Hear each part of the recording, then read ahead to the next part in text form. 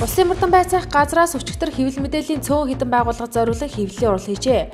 Тус газраас хэвлэлийн ердөө 3 байгууллага удирдах албанд тушаалтанд утсаар тусгаалan мэдэгдэж нууц гэмээр адил мэдээлэл хийсэн байна. Эдийн засгийн байнгын хорооны өчигдрийн хуралдаанаар засгийн газраас нийгмийн аралдаа хилцүүлэхээр өргөн мэдүүлсэн эдийн засгийн идэвхжлийг нэмэгдүүлэх зарим арга хэмжээний тухай Улсын хурлын тогтоолын төслийг анхны хилцүүлгээ хийж энэ талаарх санал өгөлтөд чуулганы энэ нэгдсэн хуралдаанд оруулж хэлэлцүүлэхээр боллоо. Хууль зүйн сайд Тэмүүжин огцруулах асуудлыг өргөн байсан Улсын хурлын гишүүн Баасан хүү хэвлэлийнхэнд хандан хэрв Тэмүүжин уучлалт хууль огцруулах шаардлагагүй гэж мэдээллээ. Сүүлийн эдийн жилийн турш өргөн нарийн гэж маргасан төмөр замын царгийн асуудлыг эцэс болгож засгийн газраас өчигдөр Улсын хурал хуулийн төсөл өргөн мэдүүллээ. Монгол улс нарийн эсвэл өргөн царгийн төмөр зам барьснаар эдийн засагт өгөөжөө өгч ашигтай ажиллана гэдгийг олон янзаар тайлбарлаж ирсэн. Тэгвэл засгийн газраас төмөр замаа өргөн нарийнаар хоёулангаар нь барих уу?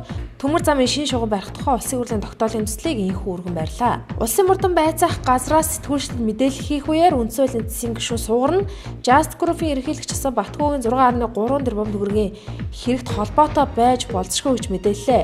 Энэ хэрэг тухайн үеийн төрийн өмчийн хорооны дараагаар ажиллаж байсан үндсэн хуулийн засгийн гишүүн Сугар холбоотой байж болзошгүй нь мөрдөн байцаалтын явц тогтоогджээ.